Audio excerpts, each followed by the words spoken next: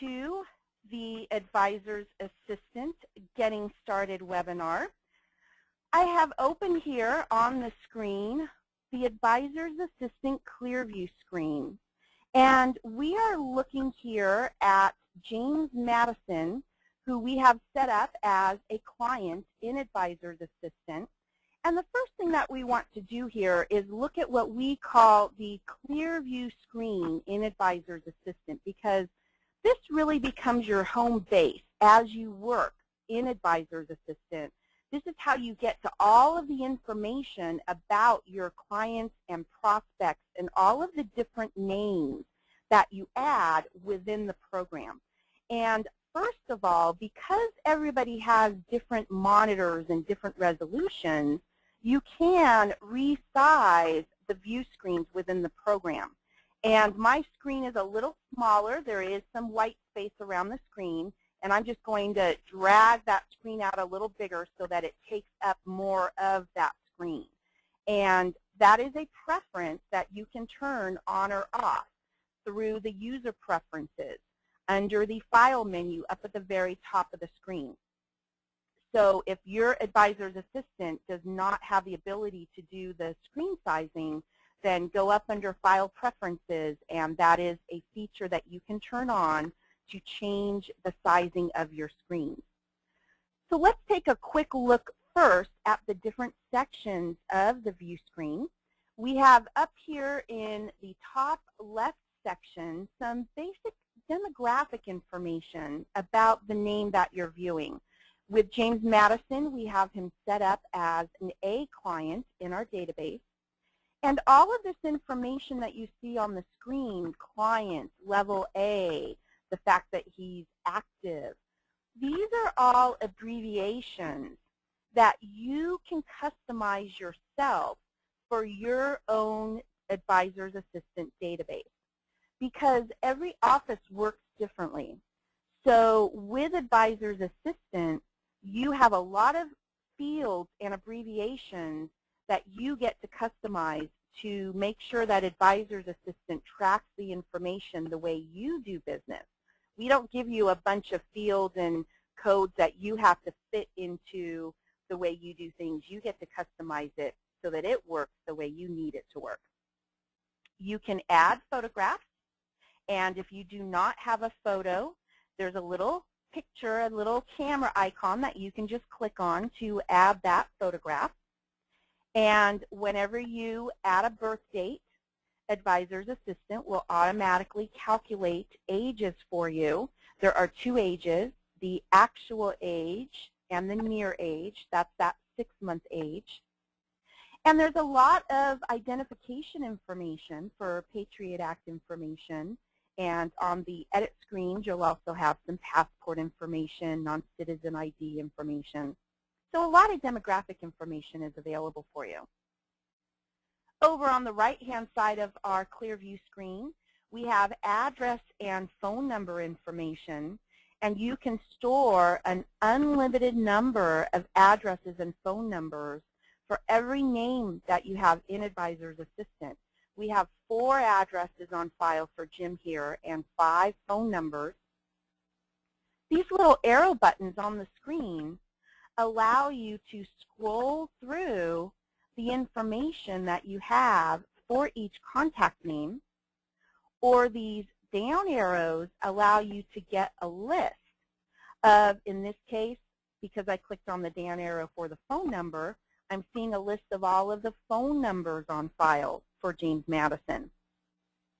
So if I click on the down arrow for the addresses, I'll see a list of all of the addresses on file for James Madison. And these right arrows scroll through the different addresses or phone numbers depending on the arrows that you click on. So it's very easy to get to that information that you need. And then as you are looking at the different addresses, you can also right-click on any address, and if you have internet access, it will immediately map that address right up on Google Maps for you.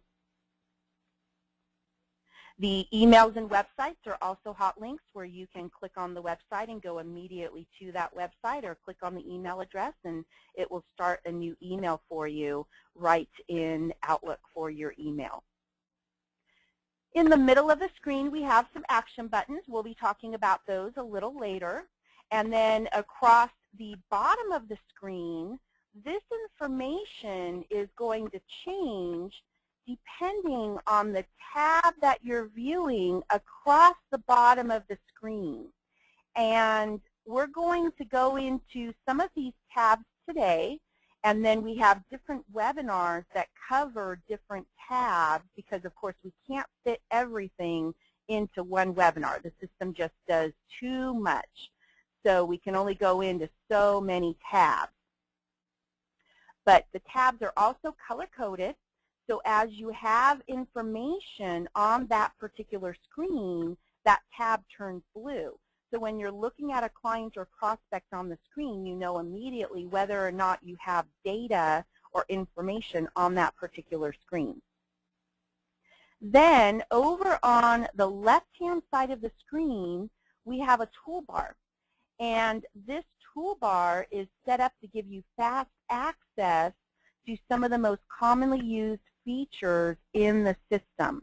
And the modules that you own in Advisor's Assistant will actually control which different toolbars you have in your Advisor's Assistant. And then we also have some of the different features available, like the calendar and the dashboard from the toolbar. We also have our recent names list. Advisor's Assistant tracks the different names that you have been visiting as you work in the program, so you have fast access to those names, and you can actually control how many names Advisor's Assistant tracks through those user preferences, anywhere from 7 names that show on the screen up to 99 names, so you can set that preference. Advisor's Assistant also has many different software integration partners. And I just opened up our partners toolbar, which gives you instant access to those integration partners. We're always adding new software integration partners to the list, and you can always check out our website for partner demos and lists of who our partners are and what they do and how our integration works with those different software integration partners. So there is a quick tour of the ClearView screens. As I mentioned, those pretty much become home base as you're working throughout Advisor's Assistant.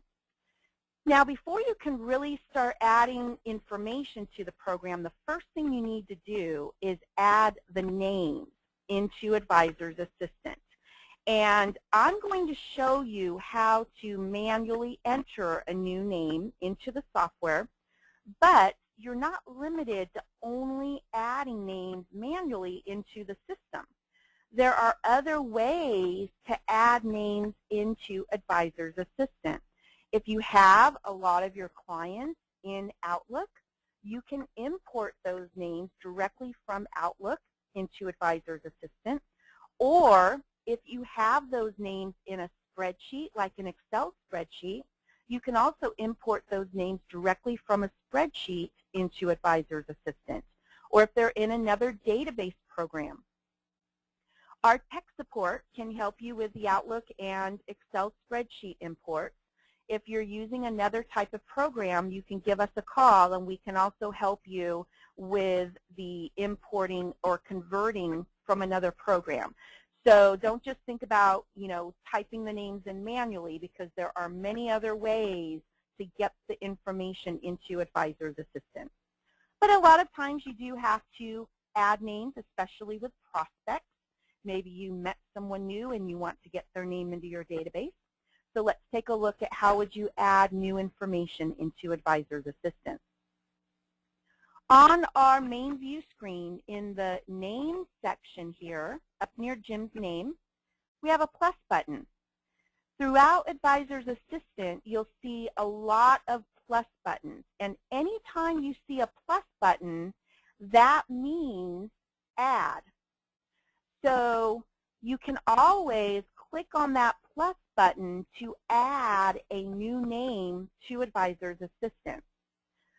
But what I also like to do is before just adding a name, I like to look up the name first because that helps cut down on duplicate names in the database because there's many different ways that a name can be added to the system.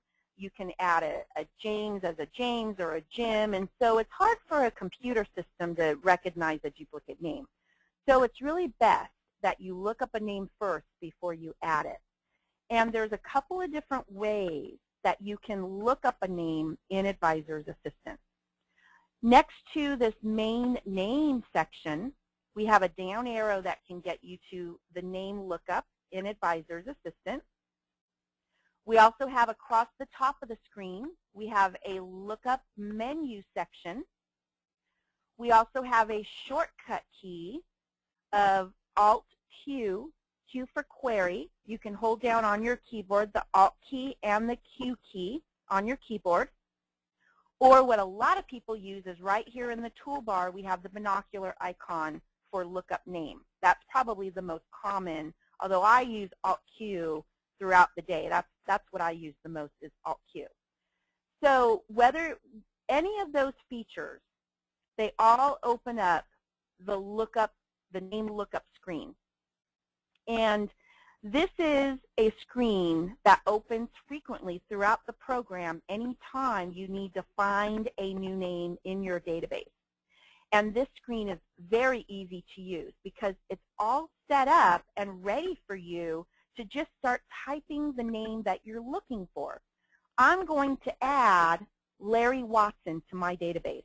And if I look up here, my cursor is already sitting in the last name field. This can be a last name or a business name, a company name. So all I have to do is start typing the name that I'm looking for, whether it's an individual's last name or a business name. And for every name that I start entering, for every character I enter, Advisor's Assistant immediately starts looking for that name. So I don't need to start moving my mouse around or anything like that. I just start typing the name I'm looking for and it starts looking for it. There is a first name and a last name field because if you have a last name like Smith, you might have a lot of Smiths in your database. So you can tab over to the first name field and enter a couple of characters and it will then start looking up by first name too. But the idea here is you can enter as many characters as you wish to narrow down that list. Now, once you're close to the name, if the name is highlighted, you can just press enter on your keyboard, or you can use the mouse and either just double click on the name, or if you wish, you can scroll through the list with the mouse to find the name. But the idea of this screen is highlight the name so you can just press enter and get to that name faster. We've tried to use as many keyboard shortcuts as possible to help you work faster through the day. As we can see, the name that I'm looking for is not in the database, so I have an add button here that I'm going to use to add the name. But before I leave the name lookup screen, I want to point out some other things that you can do with this name lookup screen, because you're not limited to only looking up the name by last name. Anytime you see a screen with a grid in Advisor's Assistant, you can always click on any of these column titles to sort the information on the screen by that column. So if I wanted to look people up by first name, I can click on the first name column and it sorts all of the names by first name, and now my field is first name and I can type in a first name, and now I can look up everybody in my database that has a first name of John. So I can find people by state, by city. I can also right-click on the column titles to see what options are available for this view, and I can resize these columns. So I had hidden some of these columns because I did not want to see them. So you have a lot of options on these screens when you have these columns. You can control which columns show on the screen. You can't pick any column, but when you right-click, you can see what columns are available so that you can see what you would like to see on your screen, and then you can sort by those columns to choose through your name lookups and on the other view screens. You have a lot of choices there. Now, I had looked up Larry Watson, and he was not in my database. So I am going to add Larry. So I'm going to click on my Add button down here at the bottom of the screen. And this takes me to the Add Name screen. So now I'm just going to go through and start adding Larry to the database. So this is just straight data entry, and I'm just going to type in his name. Now, as I'm going through the fields, I'm using my Tab key on the keyboard to move from field to field. You don't want to use your Enter key. You want to use your Tab key. Don't use the Enter key. Now, we're not going to go through every single field on the screen because most of them are very self-explanatory and we don't have a lot of time in the webinar. But what I would like to point out is throughout Advisor's Assistant, there is a Help button on every single screen in Advisor's Assistant. And when you click on the Help button, Advisor's Assistant is going to open up the help, and it's going to take you to the help topic for the screen that you are actually sitting on. And for many of these help topics, you're going to have a help video tutorial right there at the very top of the help topic. And that video tutorial will take you through a little video that shows you how to use the screen you're on. Then it'll also take you through a lot of information about that screen. And you will also have a screenshot that will go into a description of, on an entry screen, it'll show you the different fields on the screen, and it will give you a description of each of the fields that are on the screen.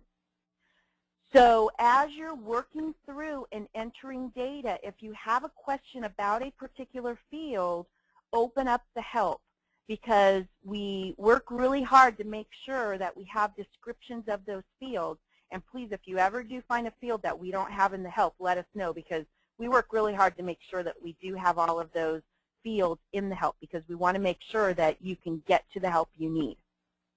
What you will also find over on the left-hand side, the help is written like a book with different chapters.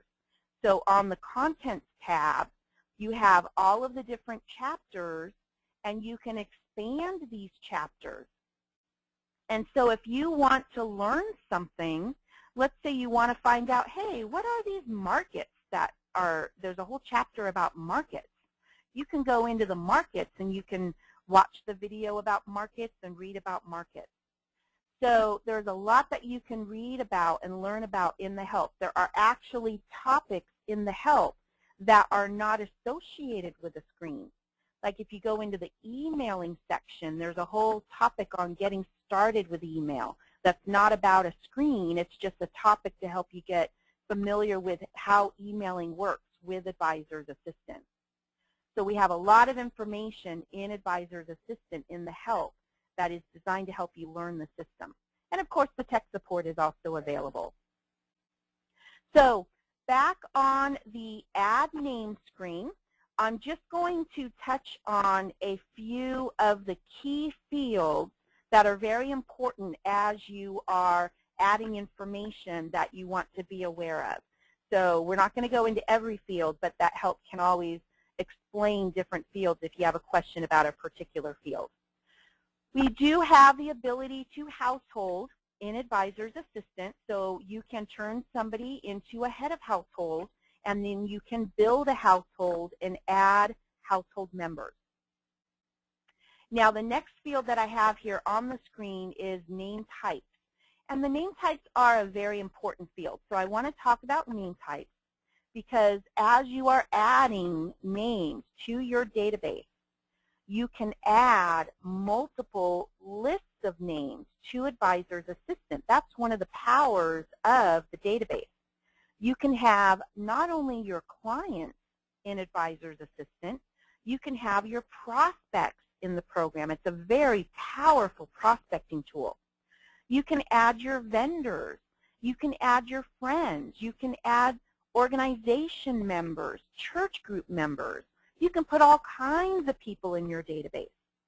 And it's the name type that can help you differentiate between those different lists of people in your database. And the name type list is completely customizable. So it's an abbreviation list, like most of the abbreviation lists in the program, that you can customize. So the name type field is a little different. It's got a little drop-down black arrow next to it, and that means that it is a list that you can customize.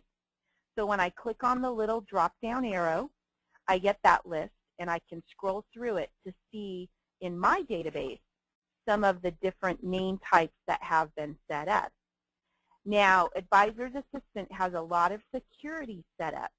So the database administrator controls who has access to be able to edit these abbreviation lists. So you may or may not have been given control to be able to edit the list. You may have an edit list option or not. But basically the idea is you would set up your primary name type would be what is the primary list that this person belongs to. In this case, I'm going to put Larry Watson on my client list. So I have selected the code of client from the primary list. Now, you do not always have to drop the list open and scroll.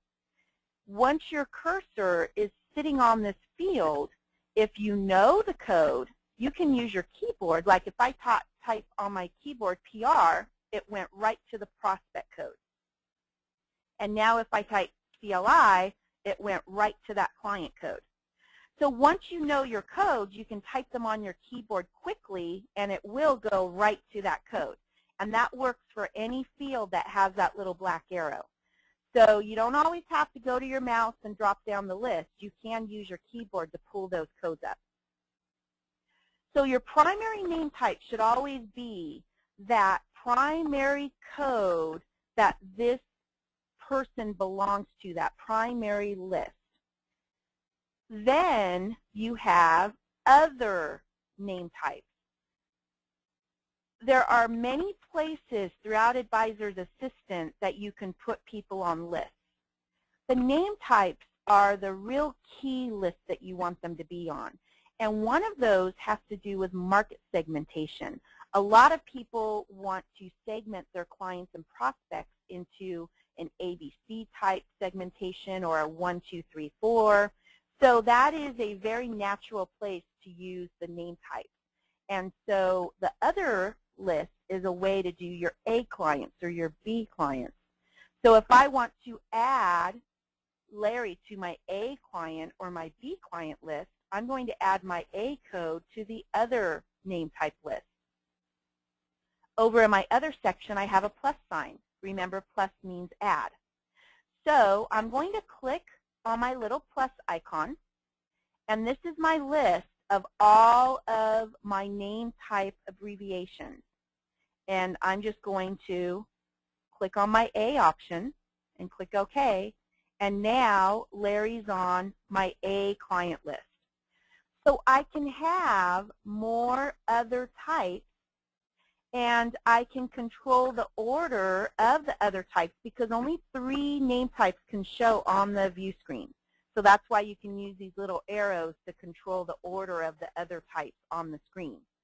But you can have multiple other types, and you can use those for your reports. But there are other places like markets to put other abbreviations. So don't try to fit everything in your name types. There are other areas that you can store additional information. Name types is designed for the primary list that you want to have on the main view screen and that are your real key lists that you want somebody on. Okay, so just a couple of other key fields. Let's talk about the birth date field with any date field in Advisor's Assistant. Whenever you click on the down arrow, it will always pop up a little calendar, and so you can select a date. You can move month to month with the arrows.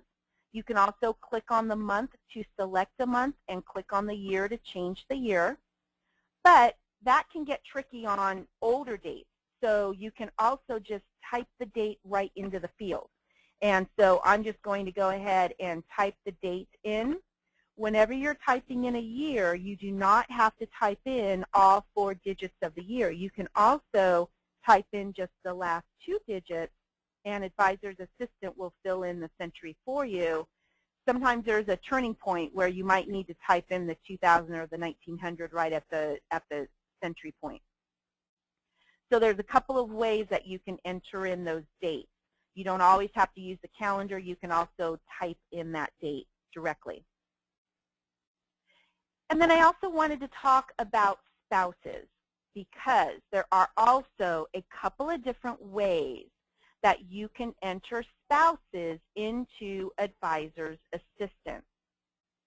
So with the spouses, this particular spouse field that we have on the screen has a different little field next to it, a different button. This is what we call our Browse button. And when I click on the Browse button, Advisor's Assistant pops up my name lookup. And the reason for that is it's telling me point to the spouse's name in the Advisor's Assistant database. So this spouse field on this Add Name screen requires that the spouse's name actually be added to Advisor's Assistant as a name record in your database.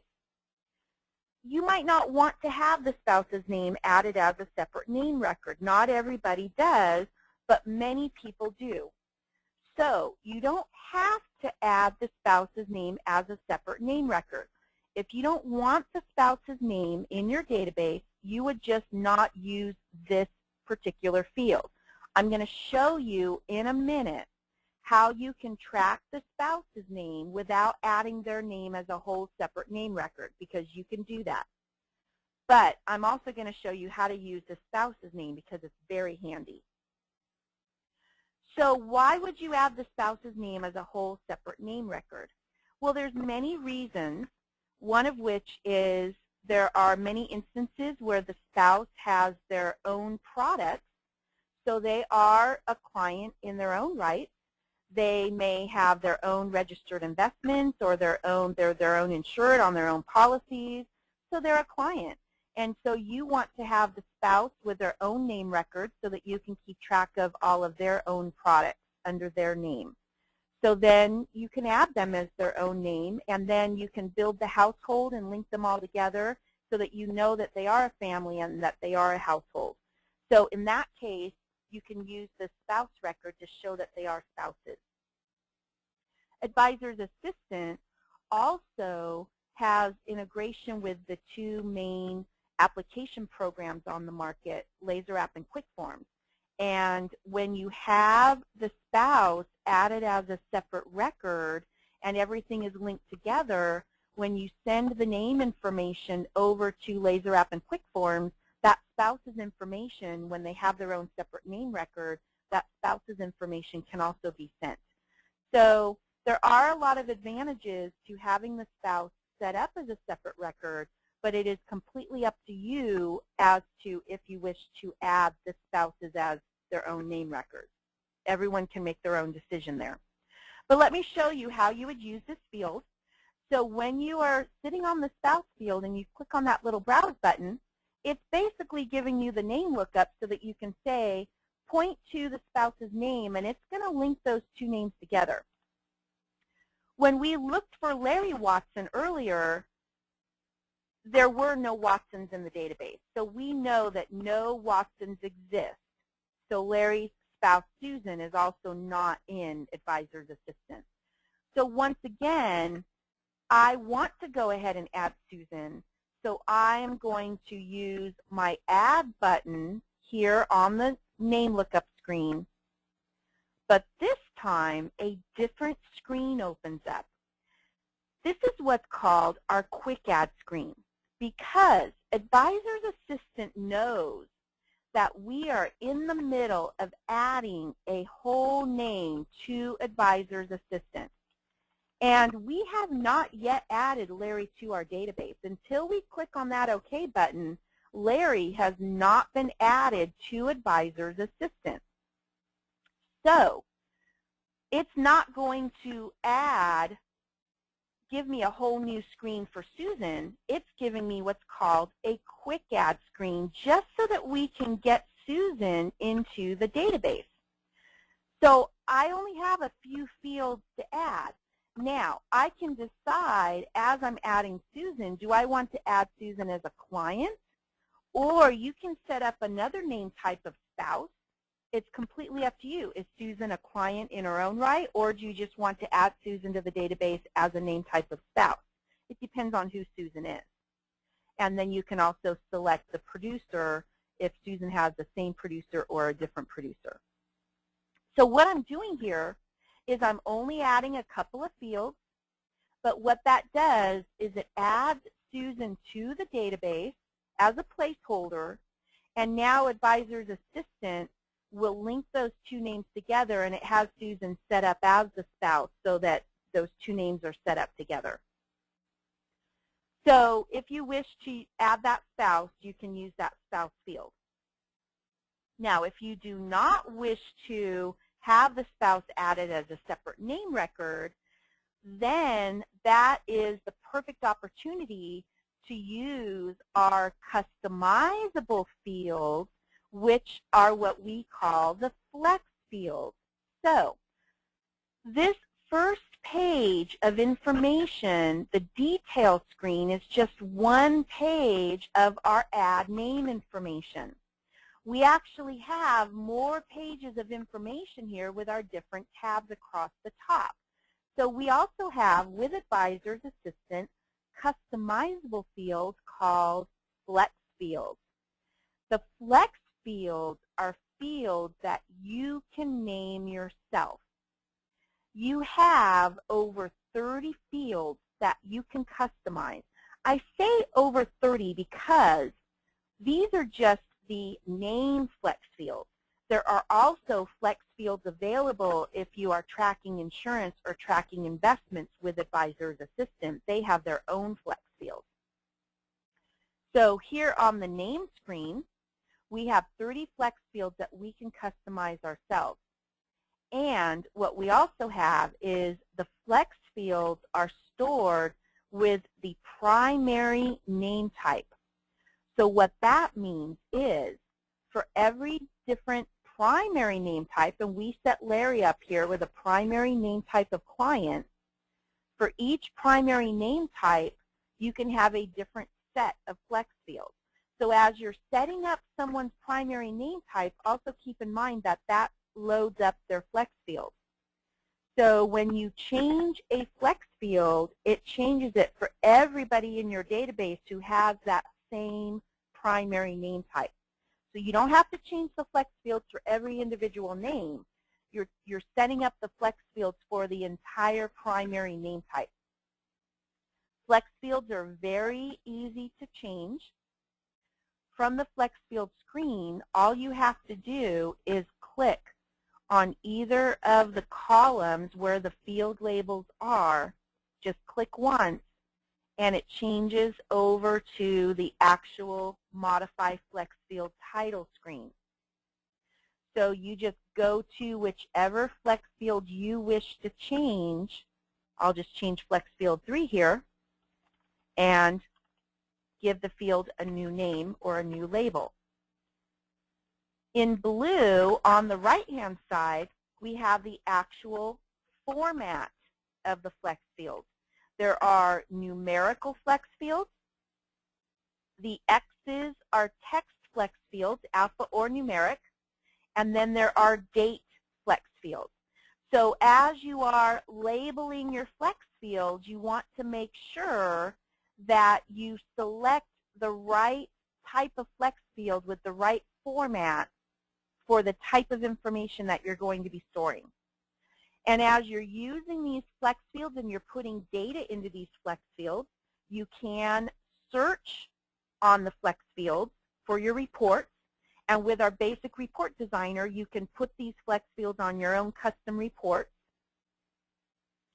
So you can label these flex fields anything you want. What you want to make sure of, though, before you start using a lot of flex fields, with the different modules you're using, make sure that that information is not in another part of the program. Some people never use the flex fields, and some people use them extensively. So you don't want to worry about these flex fields. You may not need to use them. So just leave them be. 6 months from now, you might have a piece of information that you need to keep track of, and it might be perfect for a flex field. But don't worry about, oh, I can't start adding names because I don't know what to put in the flex field. Start getting your names into the system, and a couple months from now, you might think of something that you want to keep track of, and it might be perfect information for a flex field. You need to become familiar with everything the system can do before worrying about what are you going to put in a flex field. And you may never need them, or you might use a lot of different flex fields. Different offices use them in different ways, and that's why they're there, because you can customize them however you wish. Now, really quickly, we do have, as I mentioned, integration with both Quick Forms and Laser App for application automation. So this particular screen just allows you to send additional information over to those application programs, and they just really can help you save time throughout your day. And it allows you to send additional information, like for dependents and the spouse, over to those forms. So you can use this particular screen for that information. And back on the detail screen, we have focused so far on individual information, but Advisor's Assistant is also excellent for tracking businesses. Whenever you add a name, it automatically goes to an individual name with the first, middle, and last name fields. But you may notice on the bottom of the screen there is a changed organization button. So if you are adding a business instead of an individual, all you have to do is, before you start entering any information, the first thing you'll do is click on the Changed Organization button, and that changes the screen so that the fields are more applicable to a business instead of an individual. And just to point out really quickly, my calendar just notified me that I have an upcoming calendar event. We'll be going into the calendar shortly, but you can set up your calendar to notify you. It also made a little sound. You probably didn't hear that, but this is what happens, a little pop-up notification, and you can go right to the calendar event, but I'm just going to close that for now. So as you are adding names, that little Change to Organization button will change the screen so that it is more applicable to a business instead of an individual, and then you can enter your business information. And I'm going to click on the Change to Individual to get that back to Larry's individual name information. One thing to keep in mind, we have not yet added Larry to our database. So think of the OK button on your screen as a save button. If I were to get up and walk away from my computer and I lost power, Larry's name is now gone because it has not been saved. If I lose my internet connection and I'm on a web-based system, Larry's name has not been saved to my database until I click that OK button. So the OK button is a save button. Anytime you're in an edit screen, if you do not click OK and you get up and walk away, you lose your information if you lose power or the internet connection if you're on a web-based system. So I will click OK, and now we're adding Larry to the database. And because we are adding a brand new name, Advisor's Assistant immediately takes us over to the Add Address and the Add Phone screen. You do not have to add an address and a phone at this time. You can click cancel and just add the name. But we're going to go ahead and add an address and add a phone number. So let's take a look quickly at the address screens. They are pretty self-explanatory. First of all, we have the greeting. Now, the greeting will automatically fill in the first name or nickname that you've set up, but we also have a little drop down, and what that will bring up is options depending on what you've set up for the spouse and the link and everything, Mr. Watson. The greeting, think of the greeting as after you're writing a letter. Do you want that letter to say, Dear Larry, Dear Mr. Watson, Dear Mr. and Mrs. Watson? So you have different options there on your greeting. And you can also just type in what you would like your greeting to be. So you can customize the greeting also based on the location of the address. So the location is a customizable list, and this is the address location. So Advisor's Assistant comes with some basic locations, but you can add as many as you need to, vacation address, anything you need.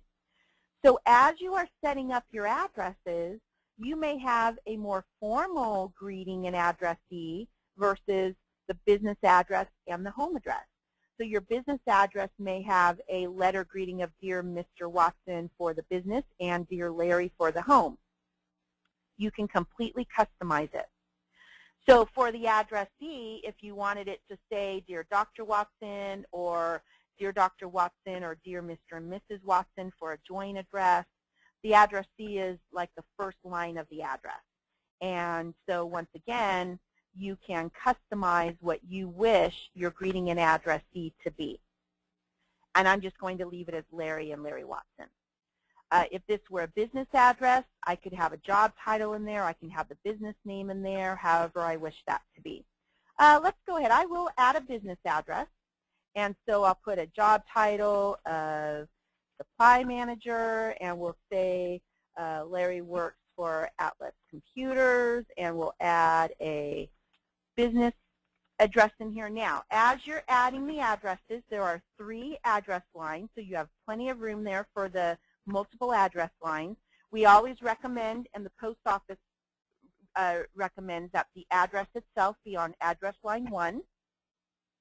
Then you'll see, if you're tabbing through the fields, after address 3, the zip code is where the cursor goes. My cursor did not go to the city, it went over to the zip code, because Advisor's Assistant comes preloaded with all of the U.S. zip codes. So after you type in the zip code, it will automatically fill in the city, state, and county for you. If you type in a new zip code that is not updated, because we update, I think, about once a year or so, so if it's a new zip code, you can type in the city and state, and it will be added to your individual database zip code listing. So the next time you type in the zip code, it will fill in the city and state for you. If you have one zip code that shares a couple of cities, then you can always overwrite the city with the different city. And then you have a little comment section that you can type in. And up at the top is a primary address checkbox. Each name needs to have one primary address, so you choose which address is the primary, and you can just check the box. And I'll click OK there. Now we're adding a phone number. Each name needs to have a primary phone number, so you can check the box as to which one is the primary. We have a phone location, just like the address location, so you can select which phone you're going to have. And you can have defaults. That's why mine came up with home, because I had home as the default setting, and that's all under your user preferences. So there's a lot of defaults that you can set up. The contact line is just a free form line that you can type anything you'd like. And then the area code is separate from the phone number, because if you ever need to change your area codes, we have a utility that will change your area codes for you. And whenever you're typing an extension, you do not need to type an X, just type in the number. and then there's a little comment that allows you to type more information in. So with that, we've just typed in Larry's name, his primary address, and his primary phone number. So now on our view screen, we have all of that basic information. So now that the name has been added, notice how different the ClearView screen looks compared to those entry screens that we just used, because now all of those data entry boxes have been removed. When Advisor's Assistant first transitioned to Windows way back in the 90s, a lot of time was spent designing these unique ClearView screens because we wanted to help you see more information in a format that was easy on your eye. Most of the other databases out there, they just show you the screens with the entry boxes on the screen, and those are used for both viewing and editing. And those types of screens can be very cluttered. Advisor's Assistant's ClearView screens have always been different from the standard Windows programs, but our users have told us that they love the ClearView screens because it makes the program so much easier to use. But when you're working with the program and you need to edit the information, editing the information is always just a click away. If you need to edit Larry's basic name information, all you have to do is just click anywhere in the top left-hand corner. One click gets you back to the edit screen. If I need to edit an address, just click on the screen. If the address I need to edit is on the screen, just click on it.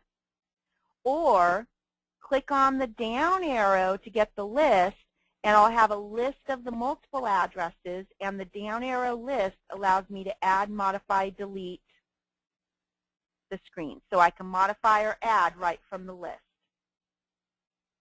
How do I add additional information? Well, if I want to add more information, look at all my little plus buttons. Add another address, click on the plus button. Add another phone number, click on the plus button. Add a phone number. Let's add a home phone number. Click on the plus button, add the phone, and just type it in. And now I've got 2 phone numbers on the screen, and I can use my little arrow button to scroll through those phone numbers, or click on the down arrow to see a list of those phone numbers. Add an email address. Click on the plus button next to the email address. Go to the email field and type in the email address. You can add multiple email addresses. Just change who's the contact name and put in their email address, and you can have multiple email addresses and multiple website addresses, as many as you need. So you've got all those little plus buttons to add all kinds of emails and websites and anything you need. So we've just added all of Larry's basic information, and you can add as many addresses, phone numbers, emails, and websites as you need to. Now we're going to start moving down to the bottom half of the screen, and we're going to start adding notes to Larry, because notes are really one of the other key features that we have with Advisor's Assistant and any database. Everybody needs to track note information. So first of all, let's take a look at the notes under James Madison, because Advisor's Assistant notes are set up a little bit differently. So I just used my recent names list rather than going back to my name lookup, because I was just working with Jim, and all I had to do was click on his name over here on my recent names list. And that brought up my notes screen. So down across the bottom of the screen, I'm on my Notes tab. And with Advisor's Assistant, the notes are set up a little different, because the main view screen shows me the summary of the note topics. Because with Advisor's Assistant, you can have unlimited notes, and they're all organized into note topics. If you wish, you can have just one note topic, but most people do like to have different note topics because it helps you organize your notes. And compliance especially likes you to have organized notes, because if you do sell securities, all of your securities can be organized into one note topic. So the first screen that we have here has just the note topics, and with the note topics, you can determine what to call those note topics. It's fully customizable. All you have to do to read the notes is double-click on any one note topic, and that takes you into all of the actual notes that have been written for that note topic. So now I'm actually looking at the note screen itself. And looking at the note screen, up here in the top left-hand corner, this is my topic section, and my general notes topic is highlighted, so that means that down here in the grid, I'm reading all of the general notes. But if I click on another note topic, now I'm reading my investment notes. And if I go back to general notes, now I'm reading my general notes. I can click on any of these columns to sort the notes. I happen to be with the latest note at the top of the screen by created date, but I can just click on that and flip the order and have the oldest note at the top of the screen, so you can completely control the order that you have your notes in. You can add, modify, delete, and combine your topics up here in the top left-hand corner. You can add, modify, delete, and move and print your notes down here across the bottom of the screen. And over here across the top right, you can search through your notes. So if you want to find all notes that you wrote for Jim that contain the word IRA, you know you talked to him about an IRA, but you just can't remember when, you can search through all topics, or you can search through one topic for all notes containing the word IRA. You can search for all notes that one person wrote. You can search for all notes within a date range. There's all kinds of options for searching through the notes. With Advisor's Assistant, you can search for just one. You can search through one person's notes, or you can search through the entire notes in your entire database. That's called a global note search, and that's under the Tools menu, and I'll show you another place that you can get to it. But there's the one contact person search, and there's the global note search. So there's a couple different ways that you can search through notes. So once you have notes in the system, there's a lot that you can do with the notes. And you can add unlimited notes in Advisor's Assistant for every name that you have in the system. So let's go back to Larry, and let's add some notes into Larry's name so that you can see how easy it is to add notes into Advisor's Assistant. So back under Larry, I went back to my recent names list because that's the easiest way to get back to someone's name. I'm on my Notes tab, but Larry doesn't have any notes yet. So the first thing we're going to do is add Larry's first note.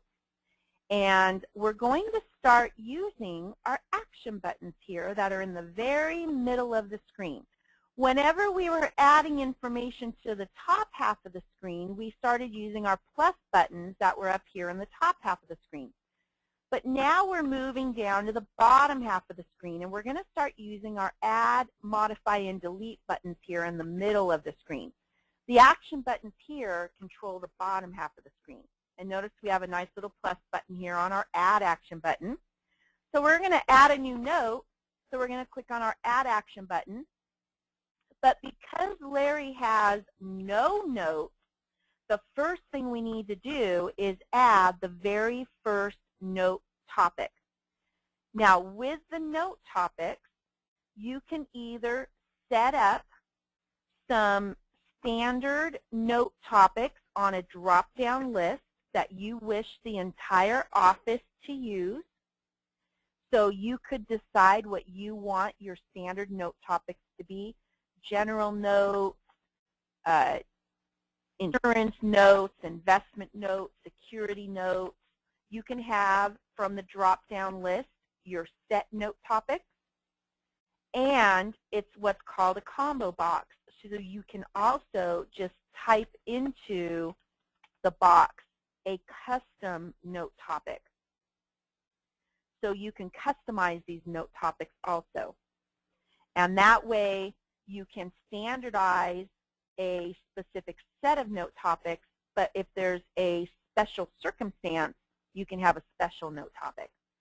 So the very first time you add a note, you have to add the very first note topic. And whatever that might be, you might notice that as I'm typing in my note here, I have a little underlined word because Advisor's Assistant does have a spell checker. So you can add things to the dictionary, all kinds of things that you can do with your spell checker. So as you're adding your notes, they're unlimited. You can type as much as you want. You can copy and paste from other programs.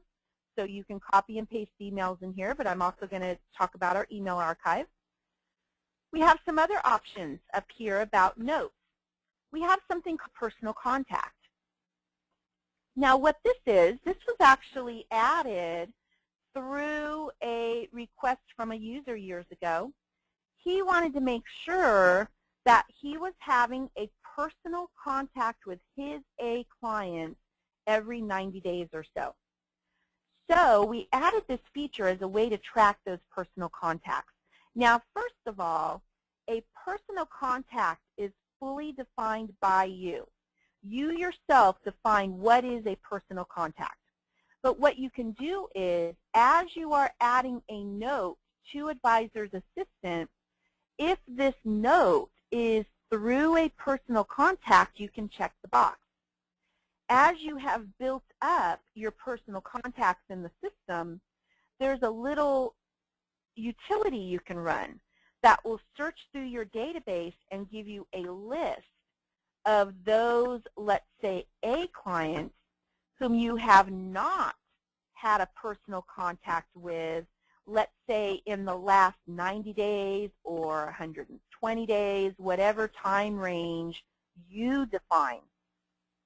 So with the personal contact wizard, you can track who have you had a personal contact with, so you can see who you have not had a personal contact with. You can also allow people to add private notes. That is a security feature. The database administrator can control who can and cannot add private notes. So only people who are able to add private notes would be able to add those private notes. You'll also see over on the right here a follow-up date option. Every time you add a note to Advisor's Assistant, you can add a follow-up date. Whenever you add a follow-up date, a task is automatically added to your calendar. So if I just click OK, that task will automatically be put into my calendar. Or let's say that this task does not belong in my calendar, it belongs in somebody else's calendar. Well, I can click on this Edit Follow-Up button, and it will actually open up the calendar event. And it shows me the actual task. And what we'll see right away is the note that I just entered is in that calendar event.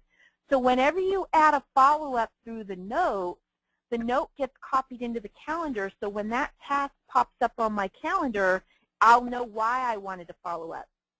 Now, I can put this on somebody else's calendar through the calendar section. If I wanted this to go on some other staff person's calendar, I can do that. And we're going to visit the calendar, and we're going to go more into detail on this calendar screen. So we'll look at how to put it on someone else's calendar. One thing, though, if you're working with follow-ups, if the subtype is a follow-up, do not delete the notes because it will delete the note back in the client note. So be very careful when you're dealing with follow-ups in the calendar not to delete the notes, or because it's connected to the client note, it deletes the note back in the client note. So be careful of these subtypes of follow-up when you're dealing with your tasks. So when you're in the notes, you can add follow-ups, and it puts those tasks on the calendar immediately, so you'll know that you're not missing any important follow-ups. So I've just added my first note. And when I exit out of the note screen, back on Larry's screen, I've got a new note topic, and now I can read those notes. I can add more notes. You don't always have to go to the View Note screen. So as I'm looking at Larry's screen, when Larry calls in, all I have to do to add a new note is highlight the general notes topic and click on the add button, and it takes me to add a whole new note right into the general notes topic. So now I have 2 notes under general notes. So you don't have to work off the View Note screen. You can work off the actual View Client with Note screen. What you can also do is when you're on the View Client with Note screen, if you right-click down in the bottom half of the screen, you can add new topics, and you can also go to the global note search to search through all of the notes in your database. And you can also open up that little personal contacts wizard, which will give you the report of who have you not had a personal contact with. So to add a new topic, you just click on the add topic, and you can type in your new topic, and then you can add a new note and have as many topics as you need. So now I've got 2 topics and a couple of different notes in here. So you can work off of the View Client with Notes, or you can go into that View Notes section, and you can do that and add as many notes as you need and get those notes into the system. And you can add as many follow-ups as you need. Every note can have a follow-up, and as you can see, when you're on the View Notes screen, you can see what note has follow-ups and the latest follow-up and whether or not it's been completed. What I also wanted to point out, back on James Madison's screen, is some of these note topics are actually created by Advisor's Assistant. So one of those note topics is called Archived Emails. Advisor's Assistant does have an email archiver that works in conjunction with Microsoft Outlook. This is a feature that you can turn on, and if you want to use this feature, you should have tech support help you get it started. The way it works is if the email address is in Advisor's Assistant, the Outlook Email Archiver will automatically put a copy of the email in the Advisor's Assistant notes. So you will have a history of all of the incoming and outgoing emails.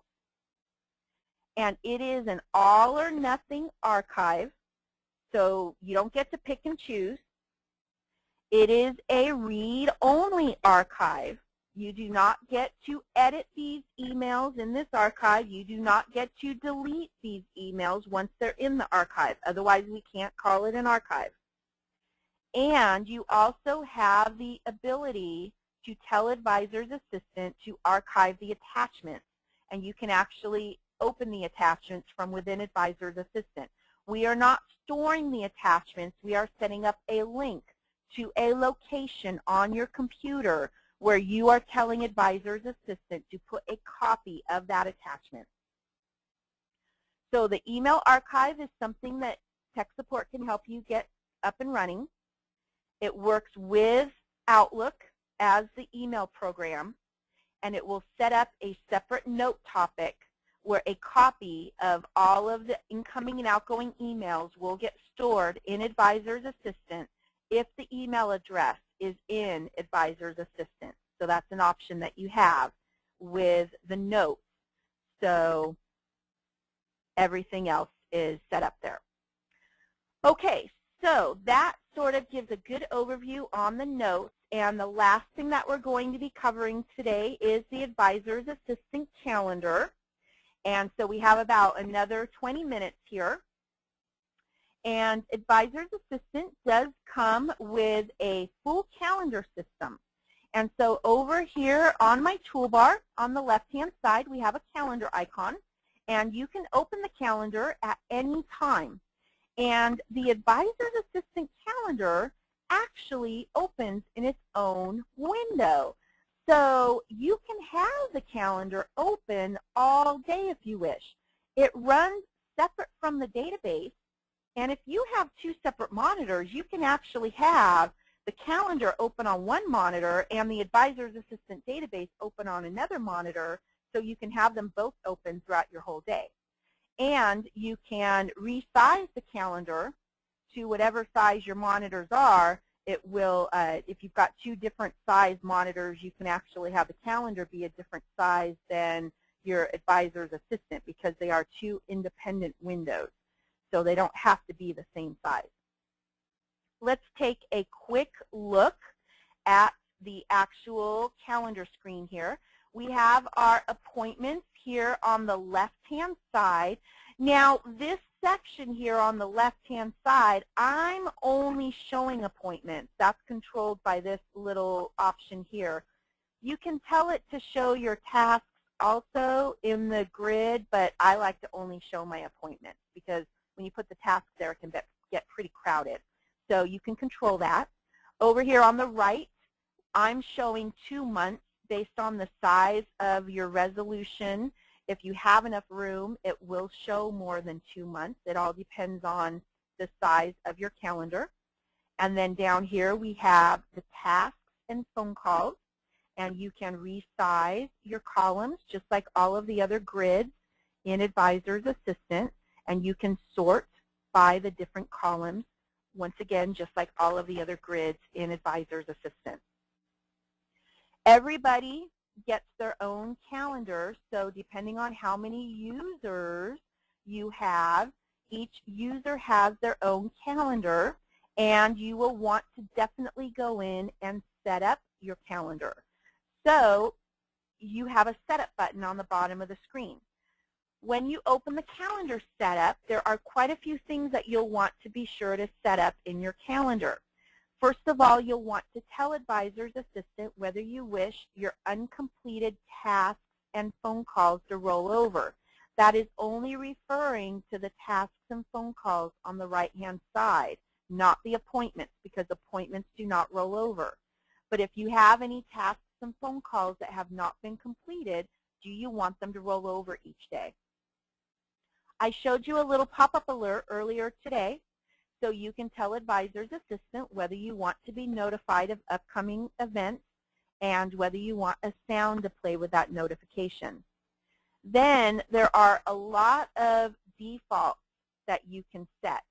So this is just your preferences as to how you want your calendar to be set up. So you do need to go into your setup and tell Advisor's Assistant how you wish your calendar to be set up. Then you also control which other people in the office have access to your calendar. And so this is the list of who is able to see and edit your calendar. And if you click on the little plus sign, it will show you all of the users in your office so that you can choose who will have access to your calendar. And you control that. So be sure to go into your calendar setup and definitely get that set up. So here we have on our appointment list, we can see in our little 2 months the dates that are highlighted in my calendar in blue, but you can choose the color, shows me which days I actually have events on those days. If I wish to add a new event, I can just double click on an empty time and the add appointment screen opens, and then you would just fill out the different fields. Now I'm not going to add a new appointment. What I want to do is actually open up an existing event because I think it'll make more sense if I open up an event that has the fields filled in. So to open up an existing event, I'm going to go ahead and open up this client meeting. And let's take a look at the different fields that are here on the screen, and we'll take a look at what's available. The first field we have here is the type field. This is preset by Advisor's Assistant. So you either have an appointment, which is set with a begin and an ending time, and appointments do not roll over. Or you have a task or a phone call. And tasks and phone calls have a begin date and a due date, and they do roll over. So there's a very different distinction between an appointment and a call or a task. So that type field is important. But the subtype field is a fully customizable list that you can add as many subtype fields subtype abbreviations as you wish, and you can even color code the subtype abbreviations. You can choose a different color to go with the different subtype abbreviations.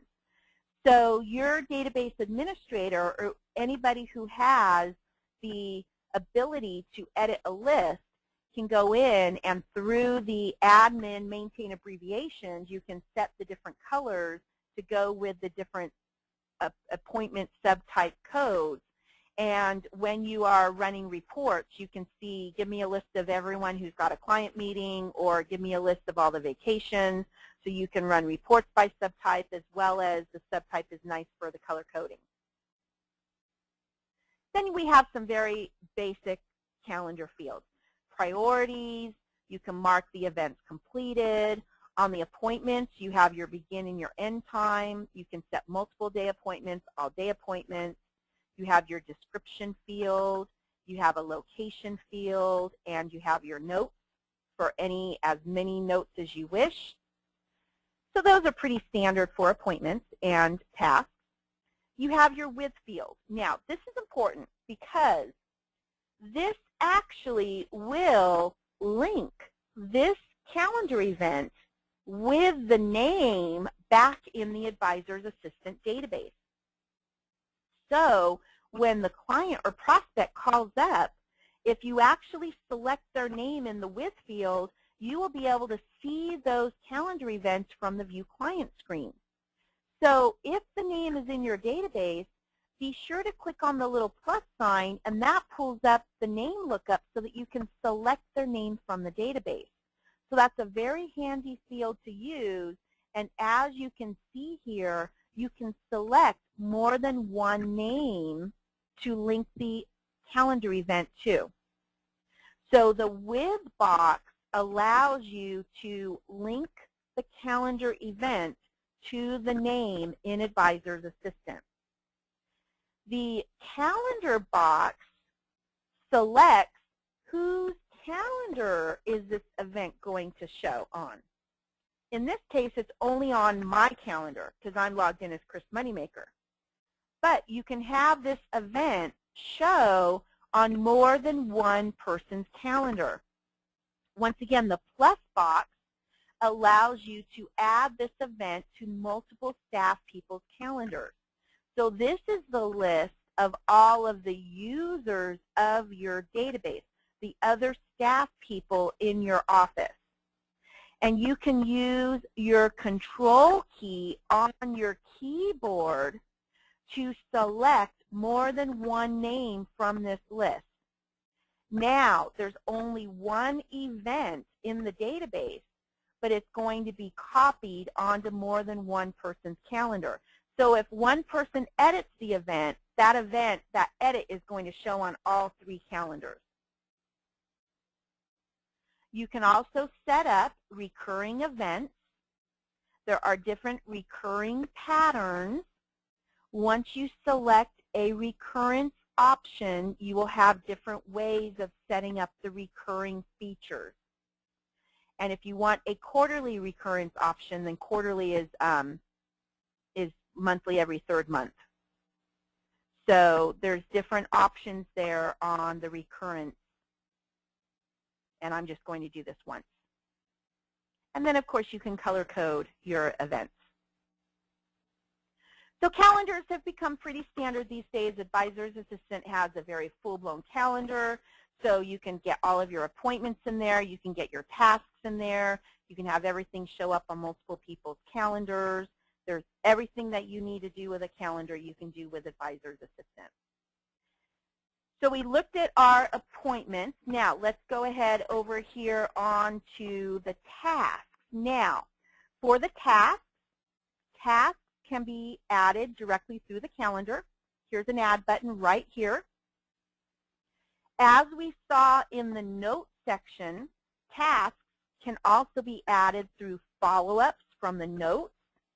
We see a couple of follow-ups here. We've got some follow-ups that were added through notes, but there are also follow-ups in other areas of Advisor's Assistant.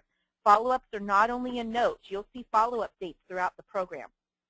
Now, tasks can also be added through workflows. These green and red tasks, these are actually workflow tasks. We have the ability to hide the workflows on our task list, and we actually go into the workflow module in detail in the How to Increase Sales webinar. So if you have any questions about workflows, that is covered in the How to Increase Sales webinar. But we do show the workflows in the calendar because the workflows are tied very closely into the calendar. Now to add a task, you can just click on the Add button. Whenever you add a task, it automatically shows up as a task, but if you want to add a phone call, you can just change it to a call. Tasks and phone calls are pretty much the same event. They're just coded as a task or a call because they're seen the same in the system, but some people like to know that it's a call versus a task, but they're handled very similar in Advisor's Assistant. You can just see on the screen whether it's coded by you as a call or a task. But for most intents and purposes, they are treated the same. Now, once again, the screen is pretty much the same.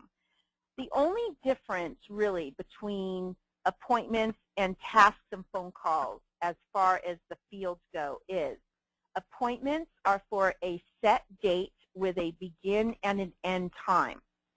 Tasks and phone calls they have a set date with a begin time, and then you can set up a due date and a due time if you want, and then you can have the tasks and phone calls show as overdue. So that's really the main difference between your tasks and calls versus your appointments. And then tasks and calls can be rolled over each day if they have not been marked completed. You have a completed box, and so you want to be sure to mark your tasks and calls completed once they have been completed. But those are the differences between the screen. All of the other fields on this call or task screen are exactly the same as the appointment screen. So I'm not going to go into the other fields because they are the same. And then the tasks and the calls are over here on the right-hand side. Now I do want to go into some of the other views that we have across the top of the screen. I have focused just on the daily view so far. We do have a weekly view, and you can click and drag on the weekly view from one item to another. You can do things like shorten, you can move appointments, you can shorten or lengthen appointments with the little arrows, so you can do all kinds of things by clicking and dragging and doing things like that. You've got a monthly view. You've got a report button down here, so you can print out these daily, weekly, and monthly views using this report button on the actual view screen. And we also have a schedule view. There's a yearly view, too. That's most handy if you want to jump ahead at several months. The schedule view is going to show you all of the calendars that you have been given access to on one screen. So if you're trying to schedule an appointment amongst several different people, for the day that you're viewing, you will see everybody's schedule on one screen. So this is very handy.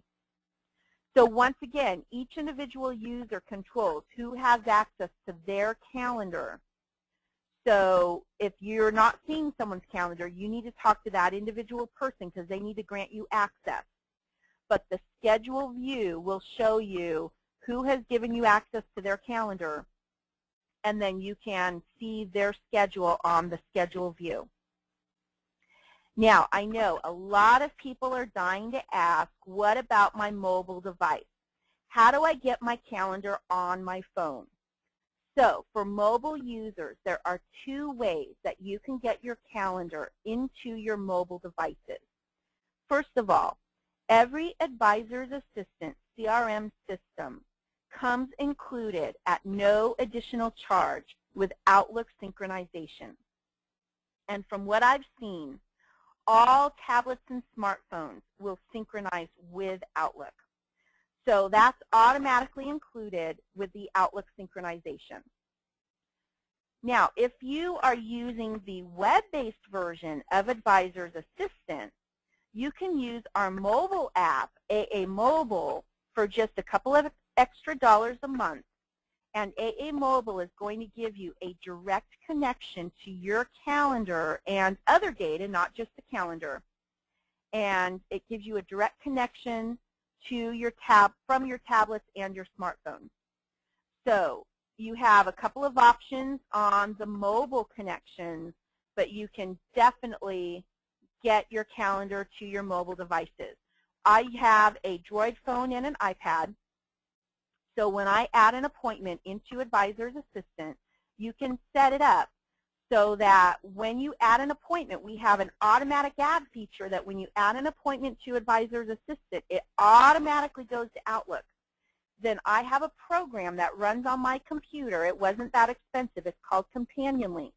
And the Companion Link program synchronizes my Outlook throughout the day with my Google Calendar. So throughout the day, my Companion Link will synchronize Outlook with my Google Calendar, so it just automatically shows up on my Droid phone and my iPad. So my calendar is always on my phone and my iPad and my computer. And I'm being notified throughout the day many times of all my calendar events, so I never miss them. And it just works beautifully. So getting your Advisor's Assistant calendar onto your mobile devices is not a problem. And with our Outlook synchronization, if you use the Outlook option, which comes included, you can synchronize from Outlook back into Advisor's Assistant. It goes both ways. So also we have reports in Advisor's Assistant. I mentioned the report button right on the view screen, but we also do have a report option on the top of the screen. This is more of a way to select specific data out of the system. So what this report section is for is this is for when you want to get a list of, let's say, all appointments for next week, or I want to see everyone's vacation schedule for next month. It's a way for you to select out specific information from the system. So if I wanted to see all of my appointments for the whole month of May, because I don't have a lot of information in this sample database, I can fill in, I want appointments for the month of May, and I can say search, and it will show me on the screen all of the calendar events that fit that criteria. And then if I want to print out a report, I can go to the report option, and it will show me the pre-formatted reports that I can print. And there's a lot of them, so I can print those reports. So we do have a lot of reporting options. You can also print letters. If I want to send reminder letters to my clients, I can also send those. So there's a lot of reporting options as well as the printed view screen reports and the mobile options. Now the last thing I want to mention before we go to questions is back in Advisor's Assistant itself, there is a view screen that gives you access to all of your calendar events. So I'm looking at James Madison and Jim calls, and I need to know, do I have an appointment set up with Jim at any time in the future? So across the bottom of my screen, over on the right, there is an Events tab. When I click on that Events tab, it shows me on the bottom half of the screen all of the calendar events that have been linked to James Madison through that with box. There's a lot of them because we use Jim a lot. So remember, you can click on the column titles to sort by column, and I'm going to sort by date here so the most current ones show up at the top of the screen. You can also look at your perspectives, and I'm looking at only the pending events here. But this is a way for you to see right away, and I can see I have an appointment on the 15th. So this allows you to see from the view screen, when you use that with box, you can see right away what's going on with this name that I'm viewing and what's in the calendar coming up for this person. So everything is in one place and everything is available through the view screens. Now this concludes today's webinar. I hope you found it helpful as you use Advisor's Assistant. And so we will move through here. And as you've seen, Advisor's Assistant is a very comprehensive CRM system with the basic name information, the notes, and the calendar.